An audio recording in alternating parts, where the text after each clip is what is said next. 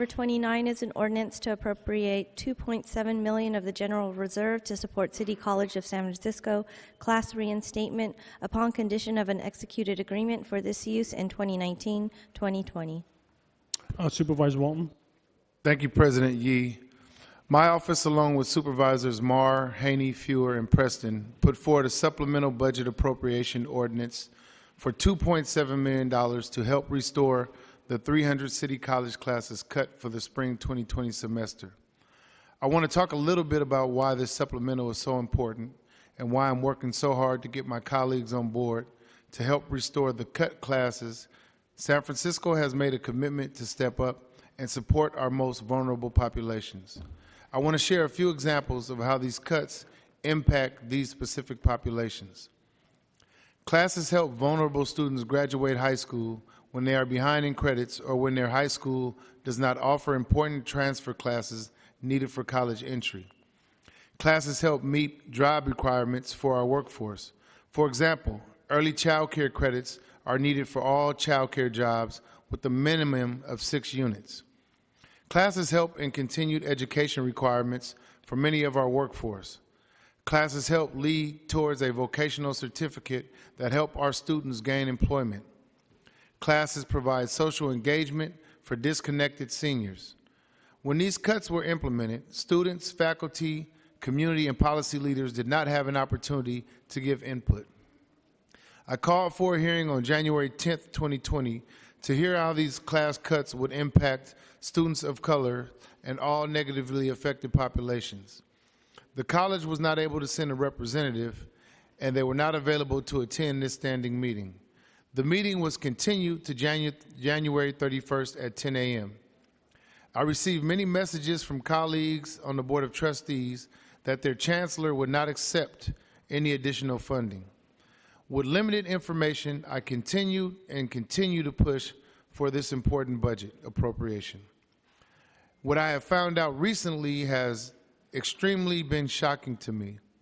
I'm shocked to find out that no classes will be offered at the Southeast Community College at 1800 Oakdale. This is located in District 10 and serves a large portion of African American community members and neighborhood. This is a neighborhood that has been left behind on so many occasions.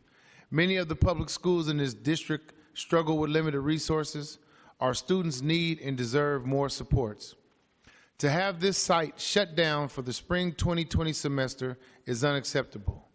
This is an equity issue, and today, a no vote means that you are sending a clear message to the District 10 Bayview African American community that they are invisible, that cuts can happen, and we will just sit back. City College is now claiming that late start classes will be offered. When my office reached out to City College, we were assured that African American students were not negatively impacted by these cuts. A closure of all classes offered at this facility clearly demonstrates a negative impact. I am sad and disappointed, and I am asking you to please support the student community in making sure this ordinance is passed and the college restores classes to all communities impacted. We cannot and should not allow this voice to go unheard. Thank you for your time, and I urge you to join me in voting yes on this one-time supplemental bridge funding ordinance.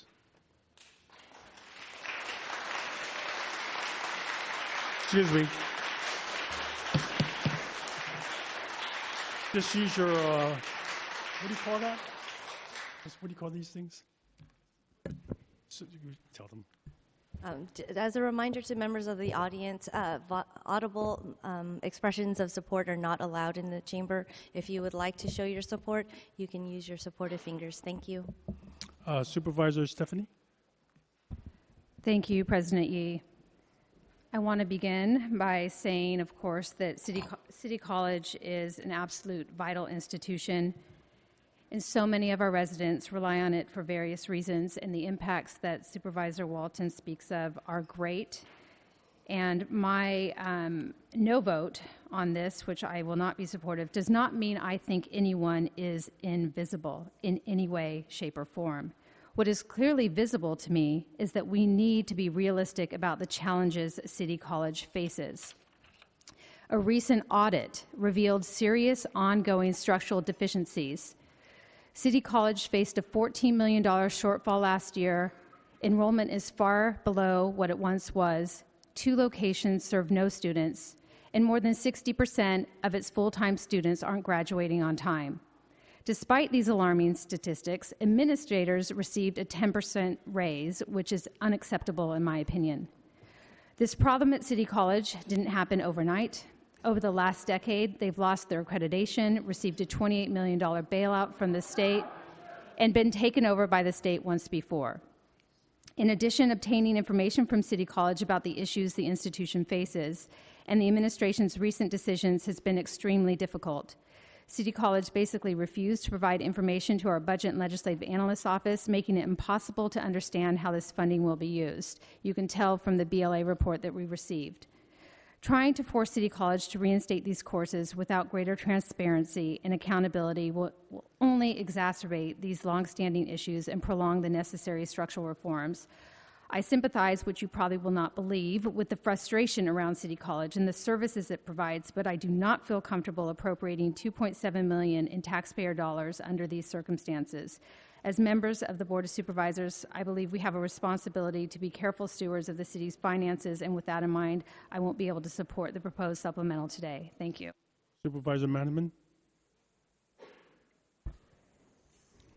Thank you, President Yee. I made some of these points at the Budget Committee when this came before us, and this issue I think is hard for all of us because I think we all care about and love City College. Our constituents all care about and love City College, and we want to support City College's success. I spent 6 years on the City College Board of Trustees. I fought to save its accreditation to hissing. I believe Supervisor Stephanie was because City College never actually lost its accreditation, but came darned close. And we came darned close for reasons that persist to this day. City College's finances have not made sense for going on a decade now. And although in 2012 and 2013, 2014, I believe that it was wrong for the accreditor to terminate or to try to terminate City College's accreditation, the idea that City College does not need to balance its books is wrong and is a problem and a harm for the college. City College is among the best funded community colleges in California, correctly so, and receives a level of funding from the local community that I don't think any other community college in California receives, for good reason. There is a local sales tax that City College receives, which no other community college in California gets. There is a parcel tax that we got increased when I was on the board that only a very few other California community colleges get.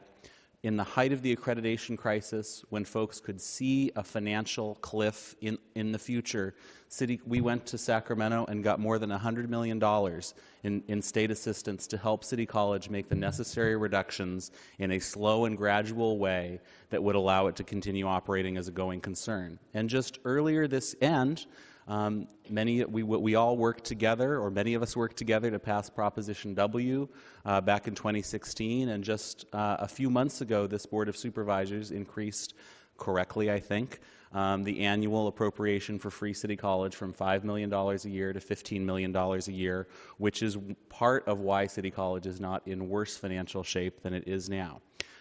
City College also, however, has more locations and sites by a lot than any other California community college, and operates in a way that is no longer supported by the state of California. So I believe that we, through our budget process, should have a conversation about the additional resources the city should provide to City College to allow it to continue to offer classes that other community colleges no longer can. But I do not believe that in the middle of the year, without real knowledge about the basis for these cuts, which and whether of them are correct, and any indication from the City College administration that they will turn any of these classes back on if we provide this appropriation, it seems to me it is highly irresponsible of us as stewards of the Treasury of the City and County of San Francisco to make this supplemental appropriation at this time. And one reason I would say is because the issues are so much larger and cannot be solved. This is a bridge to nowhere. The classes that were cut do not include the classes at Southeast Campus. The turning on of this money will not restore the classes that Supervisor Walton is concerned about, and I in no way am going to apologize for City College's failure to inform its own trustees and supervisors who may be impacted by cuts that those cuts were happening. But those cuts happened before the November cuts that eliminated classes at Southeast Campus. Now, we have an obligation to the Southeast part of this city to actually ensure that instead of 2 campuses that do not provide what they should to the community, that we have at least 1 campus that really does serve that community. Right now, and for many, many years, we have failed the southeast portion of the city. But the $2.7 million that will fund golf and other classes are not going to turn back on classes at Southeast Campus. And so I cannot support that now. I hope we can work together going forward to provide additional resources, and thank you, Supervisor Marr, for your work to lead that conversation. But I do not think it is appropriate for this board to vote for this supplemental, and I will not be voting for it. Supervisor Haney. Thank you, President Yee. I'm very proud to be in support of this supplemental and to be a co-author. You know, there's a couple reasons why. You know, one is I think we all got a reminder over the last few weeks and months about how critical and essential City College is to all of our residents. We received heartbreaking emails, phone calls, visits from constituents about how essential City College classes are and how devastating these cuts would be. We also learned that the way that these cuts came about, and particularly for the older adults, without any warning, without any way to adjust at all in terms of access, was just the wrong thing to happen, not just for City College, but for our city and for the residents that we represent. And so when something like this happens, I think we have a responsibility to step in and provide bridge funding, particularly as we think about the long-term plan, as we think about accountability, as we think about how to get the finances right and what our responsibility is as a city to do more than we're doing now, all the more reason why we need to have bridge funding during that time period to make sure that we don't take a huge step back at a time when we want to make some long-term decisions about the viability of these courses and about the support that needs to be there for City College students. We do a lot as a city for our City College and for SFUSD as well. Many of us were hugely supportive of additional funding when we got unexpected money from ERAF to support SFUSD at a time when they needed significant bridge funding because of what was happening and is still happening with Prop G.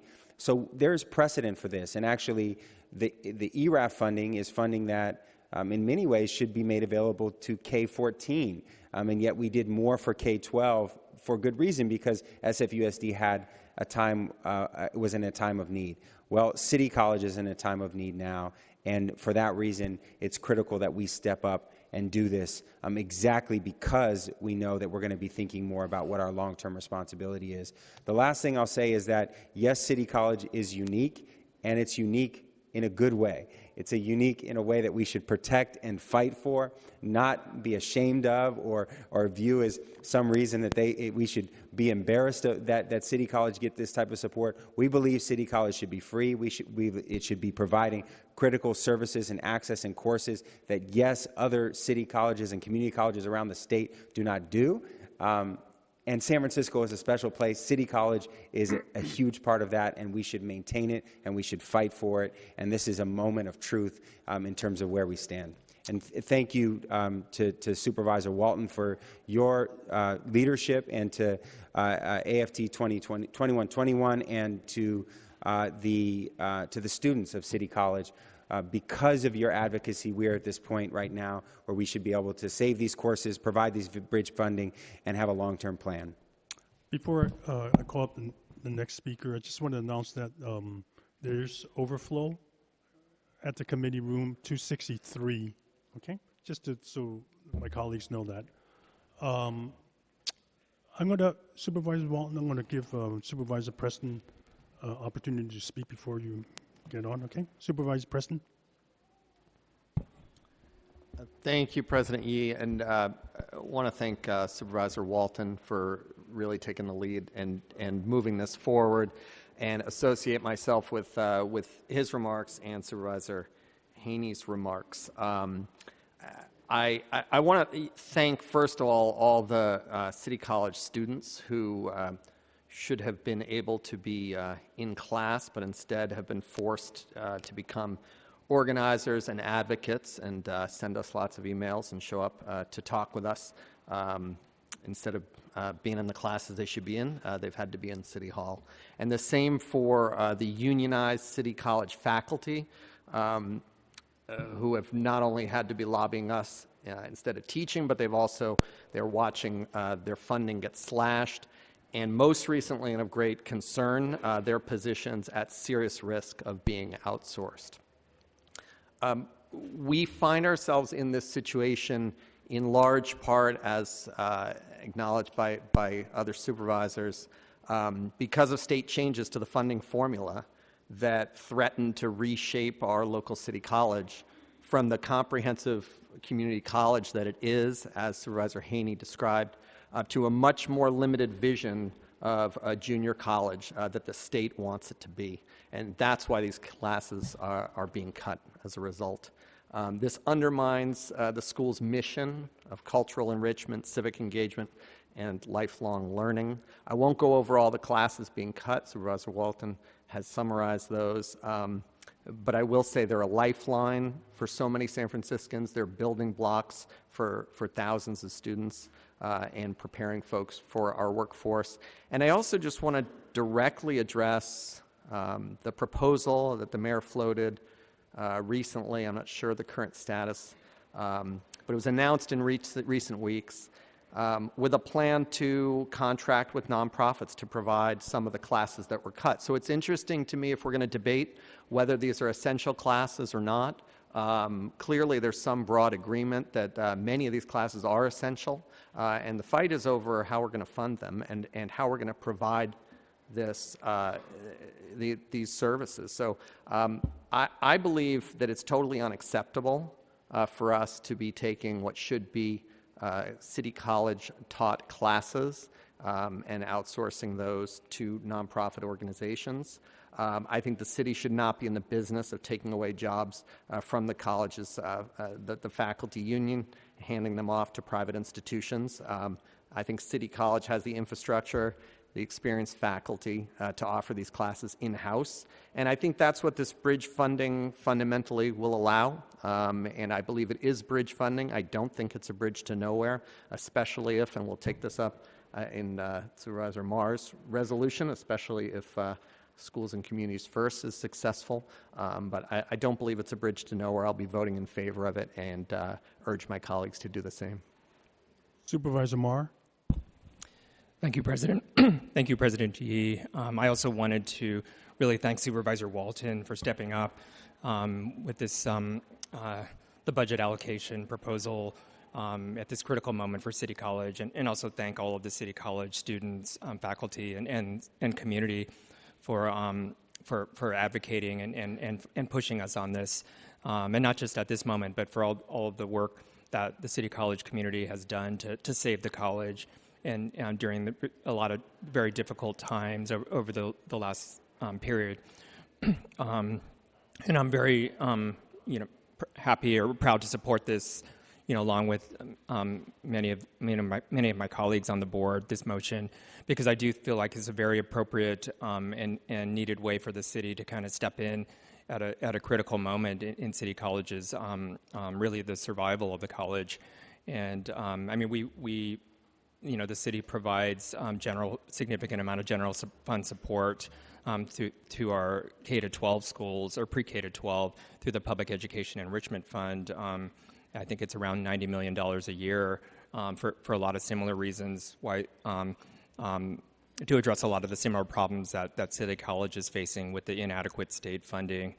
I also recently, or in this year, was able to expand City College classes in my district through a budget add back, a District 4 budget add back, at a time when City College is cutting classes citywide. And the classes started very successfully and are all enrolled or even over-enrolled, including an older adults class, child development classes, an ESL class, and classes for dual enrollment classes for high school students. And as Supervisor Mandelman referred to, I have been working with the City College leaders, including students, faculty, and members of the Board of Trustees, on a more comprehensive long-term proposal to address the budget challenges that City College has been facing due to inadequate state funding, by expanding our public education enrichment fund to also provide support to City College. So, but I want to ensure that, and then as Supervisor Peskin mentioned, many of us were at the rally over in the North Light Court earlier today in support of Schools and Communities First. We're going to be voting on and passing the resolution here at the board this afternoon, supporting that, and that's going to be a game changer for public education, including community college and public services statewide, when we pass that in November. But I want to ensure that City College is still around as we know it, for things like Schools and Communities First, or even the expansion of PEEF to come into play to support City College. So that's why this budget supplemental appropriation is so important. Thank you. So, colleagues, I'm going to speak before, okay? I probably mentioned this quite a few times, that I was former student at City College and also a faculty member at City College for about 10 years in the past. And so I sort of know some of the, firsthand, some of the values that City College provides for our residents in San Francisco. Certainly, I probably wouldn't be sitting here if it weren't for City College. And those were the core courses that were offered at the time. My experience in teaching there was as an ESL teacher, citizenship teacher, as was my wife. So, and we saw the establishment during the 70s. Was that long ago? 70s and 80s when I was teaching, that there was expansion of classes and even campuses, to be for sure. So it's really hard for me to take this stance, but I will take this stance, because what I've seen over the many years is that City College has been unable to manage what they have and get themselves in trouble, and that they really, and I want to back up a little bit. When it was difficult during the recession, the Great Recession, or whatever we had in the early 2000s, and the school district was in trouble with the deficits that we were facing at the time. We were getting cut left and right by the state, and if we hadn't made hard choices at that time to close down certain schools because there were only 50 students there, that the school district itself may not have rebounded back to what it is now for probably another 10 years, because they were basically overspending at the time and really going to get themselves into a lot of trouble. And it wasn't easy then when I had to make those decisions, and today it wouldn't be easy for me to take this vote, a no vote on this. I feel like Supervisor Walton, I really appreciate that you're fighting for this.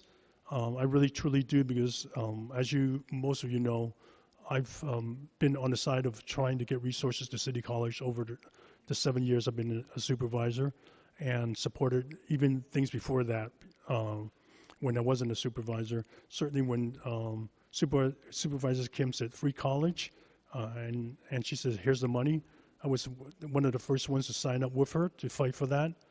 What was that, Prop W or something?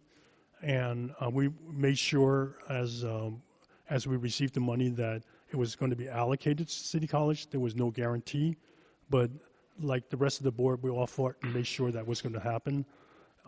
So the thing that I would say is that I'm hoping all the things we're talking about in the future will happen, whether it's the bifurcating the Prop 13 that all of us are probably, well, hopefully all of us will be supporting today, the resolution to get that done.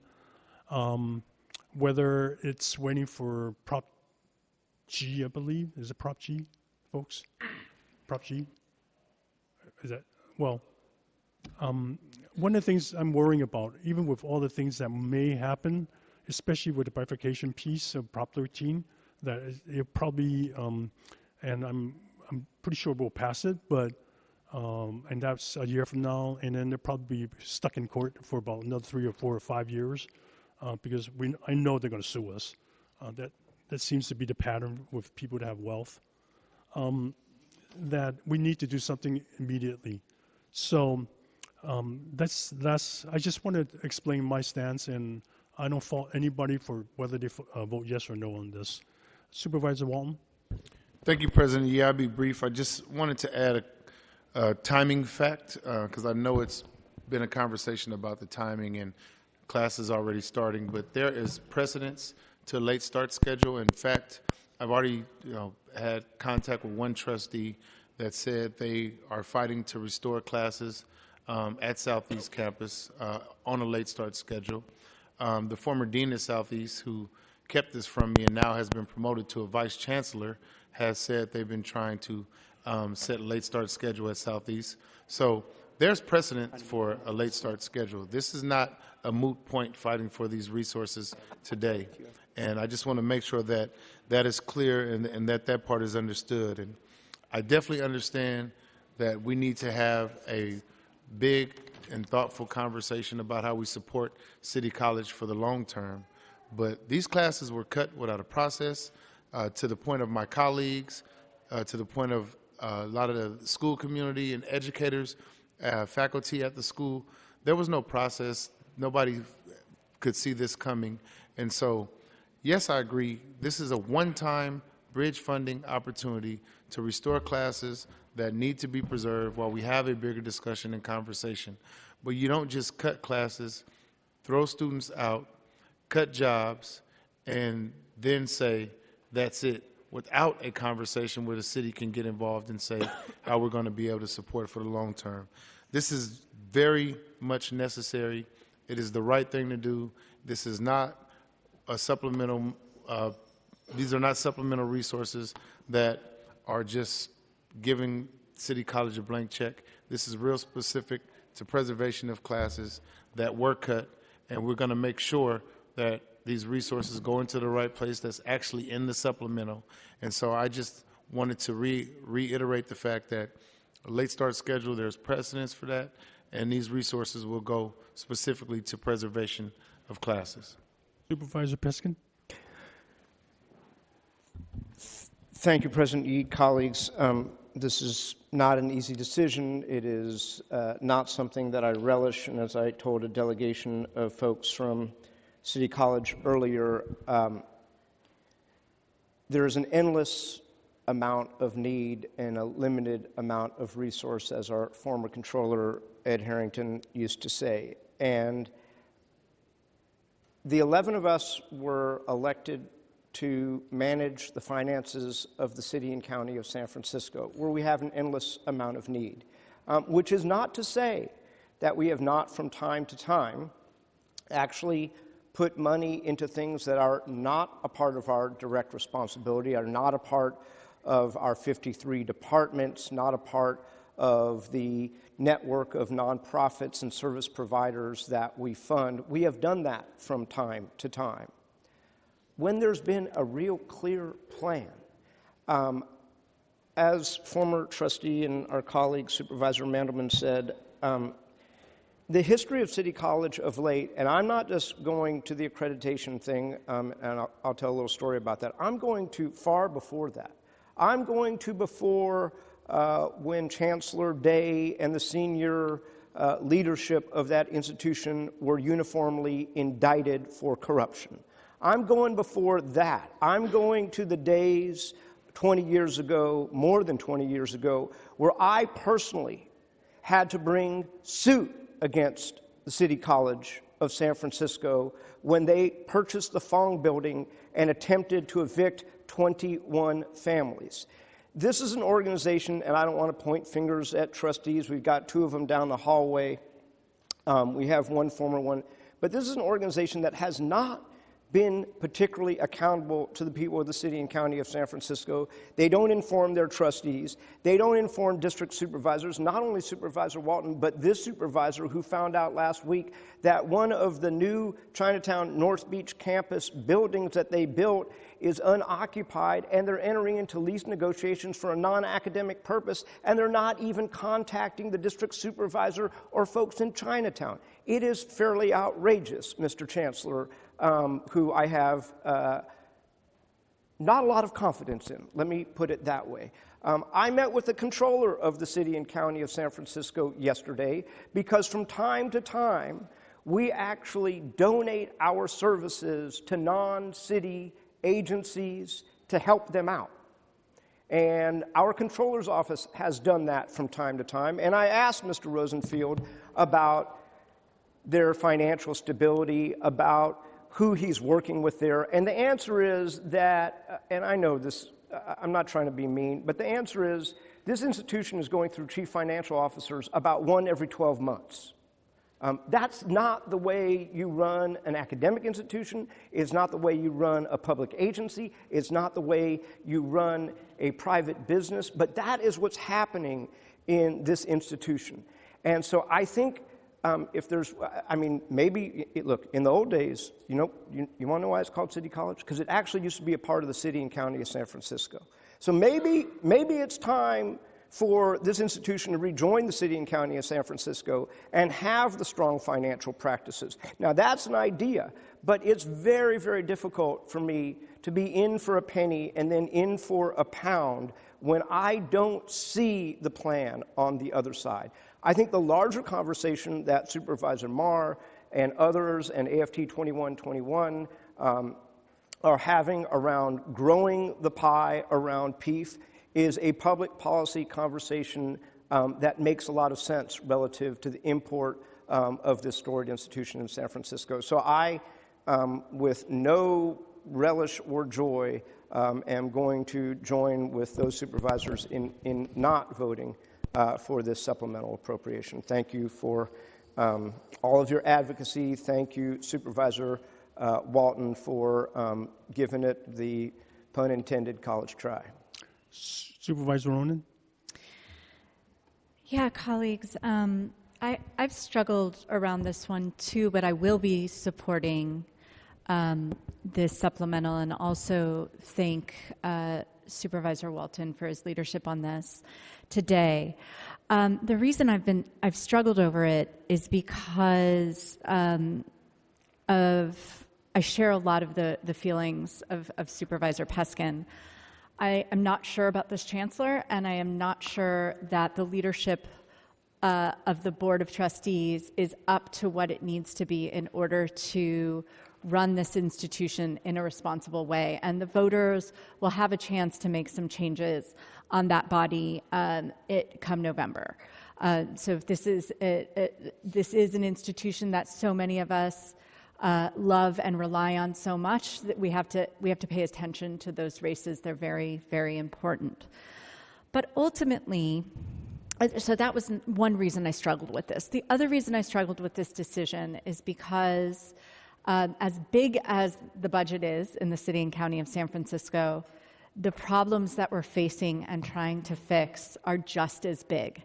And we just don't have the help like we need to from the federal government and sometimes from the state government to solve issues as life and death urgent as the opioid epidemic on our street or building enough housing for all of the folks that are experiencing homelessness, et cetera. And we have some big solutions in front of us that we are looking to implement and looking for funding sources to implement. And so every, a budget document is about your priorities and you have to make hard decisions and there's competing priorities at all time. But ultimately why I came down on the side of supporting this measure is because, yes, it is a one-time amount. In comparison to our budget of $12 billion a year, it's an extremely small amount. And these classes that, we've all heard from the students who are missing those classes are so critically important to their lives. And I really want to specifically focus on the senior classes. Getting out of your house and engaged in activities and physically moving and relating with other classmates and professors for the senior population is so critical. It's so important to individuals' health and to their ability to stay out of the hospital. It saves the city money ultimately to have those classes, and so many of those have been cut because of this.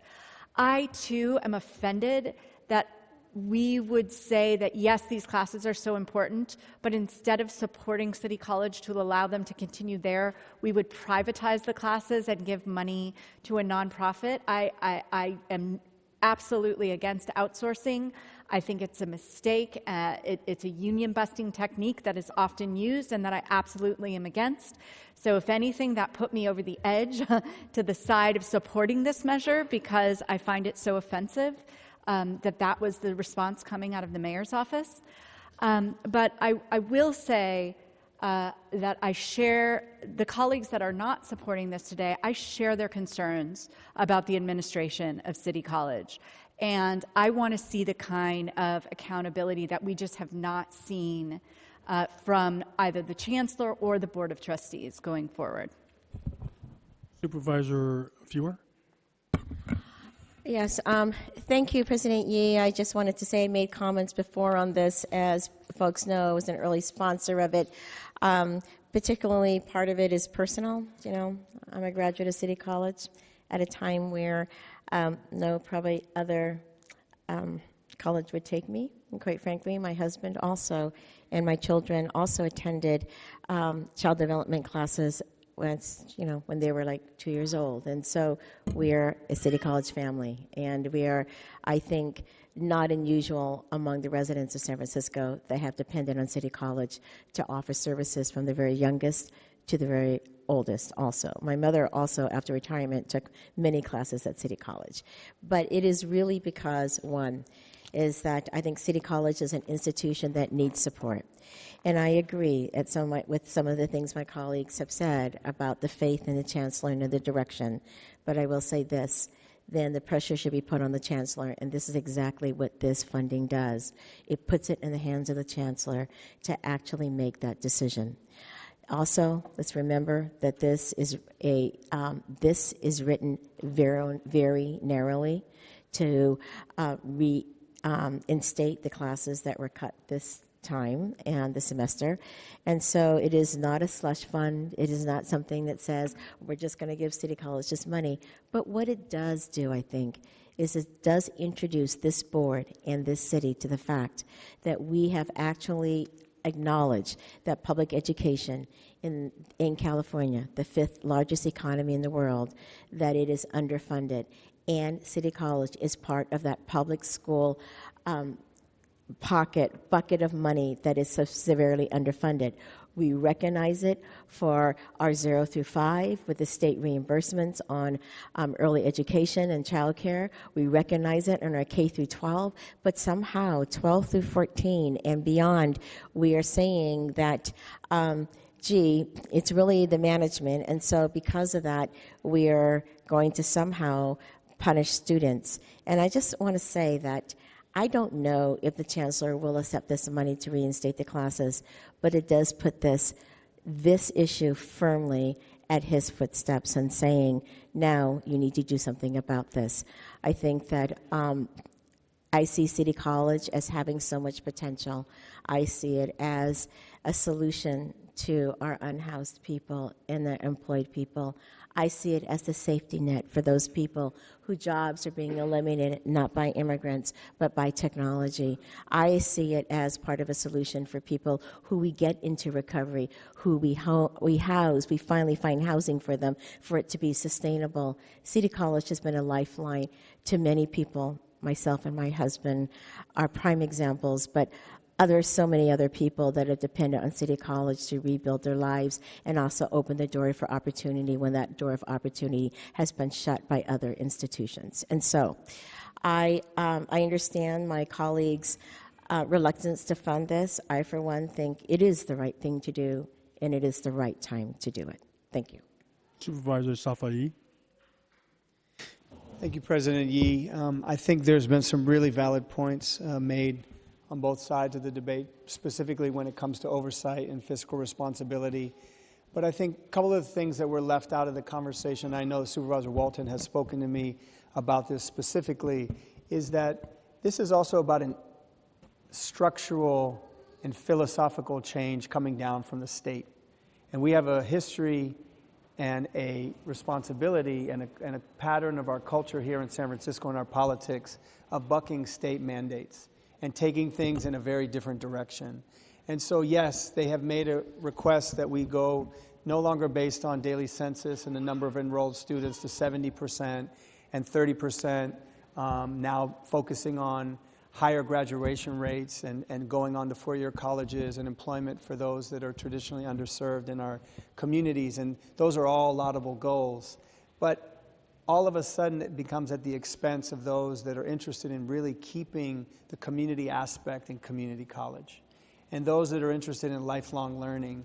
And I've heard some comments about ceramics classes and pottery and basket weaving and all these things, but these are important parts of the educational aspect that we offer in this city.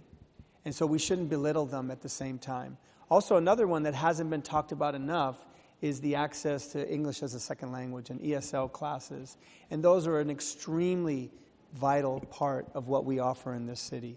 So I see it as not only a philosophical debate, but one that's also about these structural changes aren't supposed to happen until, I believe, 2021. So there was enough time to have a conversation and working with the city, very similarly the way we did with the school district, in working on how we can adjust and how we can work together, and if these are our values, supporting these values and continuing them. So I will be supporting this request today. I appreciate the conversation and the debate. We do need to have a real strong conversation, and I think we have the tools at our disposal in our controller's office in really talking about how we can begin to have some real additional fiscal oversight and management. But at the end of the day, we have the time and the ability to do this bridge funding in a way that's responsible, respectful, and not inhumane to those that are in these classes, and give us the time that we need to strategize to coming up with some long-term funding to keep the community in community college. Okay, Madam Clerk, please call the roll. On item 29, Supervisor Safai. Safai, aye. Supervisor Stephanie. Stephanie, no. Supervisor Walton. Aye. Walton, aye. Supervisor Yee. No. Supervisor Yee? No. Yee, no. Supervisor Fewer. Fewer, aye. Supervisor Haney. Aye. Haney, aye. Supervisor Mandelman. Mandelman, no. Supervisor Marr. Marr, aye. Supervisor Peskin. No. Peskin, no. Supervisor Preston. Preston, aye. Supervisor Ronan. Ronan, aye. There are 7 ayes and 4 noes, with Supervisors Stephanie, Yee, Mandelman, and Peskin in the dissent. This ordinance is passed on reading with a 7-4 vote. Madam